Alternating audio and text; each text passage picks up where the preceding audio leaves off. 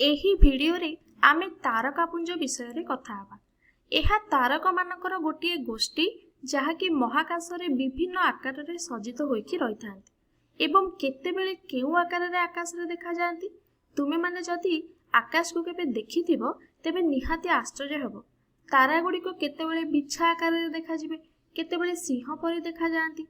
आम पाखरे 88 टी तारकापुंज रहिछि जहाँकि आंतर्जातीय ज्योतिर्विज्ञान संघ तरफ दर्शा जाइछि कि आम पाखरे 88 टी तारकापुंज रहिछि। सेथिरु आमे किछि देखि पारुछे आउ किछि देखि पारुने। एठी रातिर आकाश को दिके देखो, कोन देखुछ? इठारे तुमे तारकापुंज गुडी को देखि पारुछ? केउठी अछि देखो, किछि उज्जवल तारका गोटिए फॉर्म रे बा आकार रे एठी रहिछन्ति। सेही बिंदु गुडी को जदि आमे जोड़िबा ताले जेउ आकार रे सज्जित हेबो ताहाको आमे ग्रेट बियर बोली कहिताउ, ताकू बिग दीपर बोली मध्य कुहा जाय। भारत रे ताको सप्तर्षि मंडल कुहा जाय।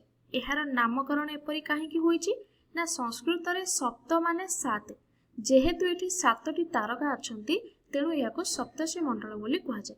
जदि तुमे एठी गोटे रेखा अंकन करिवो, देखो एठी मु गोटे रेखा अंकन करिवि, ताहा जेउ तारका पाखरे जाय कि पहुंचिबो ताहाको ध्रुव तारा कुहा जाय। ध्रुव तारा कोन देखो, एठी गोटे रेखा मु अंकन करिवि, देखो एही रेखाटी केउठी पहुंचिला ताहाको आमे ध्रुव तारा बोली कहे। एहा एक गुरुत्वपूर्ण तारा अटे। एही सब नक्षत्र मंडल ध्रुव तारा को केंद्र करी घुरुथिबार जणा जाय। राति रे सप्तर्षि मंडल को आधार करिकि आमे ध्रुव तारा को मध्य चिन्हि पारे। एही चित्रटी एठी गोटे गुडी परि देखा जाउची। जदि मु एठी टिके एम्ति अंकन करि देबी ताहले पूरा परफेक्ट गुडी। एबे चलो आउ एक तारकापुंज विषय रे आमे जानिबा जहाको कैसियोपिया बोली कुहा जाय। भारत वर्ष रे ताहाको शर्मिष्ठा बोली कुहा जाय। एहा 5टी तारका को नेकी गठित डब्ल्यू परि बा एम परि आकारर होइथाय। सप्तर्षि मंडलर अनुपस्थिति रे कैसियोपिया ध्रुव तारा चिन्हिबारे सहाय्य करिथाय। जदि मु एठारे दुईटी रेखा को जोग करी, एठी देखो ए दुईटा रेखा को जोग कर देली ताहले एक लंब अंकन हैला। ताहा जाय कि ध्रुव तारा पाखरे पहुंचिला बा पोल स्टार पाखरे पहुंचिला। तापर तारका पूजा हला काल पुरुष नक्षत्र बा ओरियन बोली ताको आमे कुहा जाय। शीत दिने संध्या परे अल्प राति हेले एहा स्पष्ट देखा जाय। खाली आखिरे एथिरे 7 बा 8टी तारका हमकु देखा जाती। ग्रीक ज्योतिर्विद माने एहाकु शिकारी आकृतिर कल्पना करिथांती।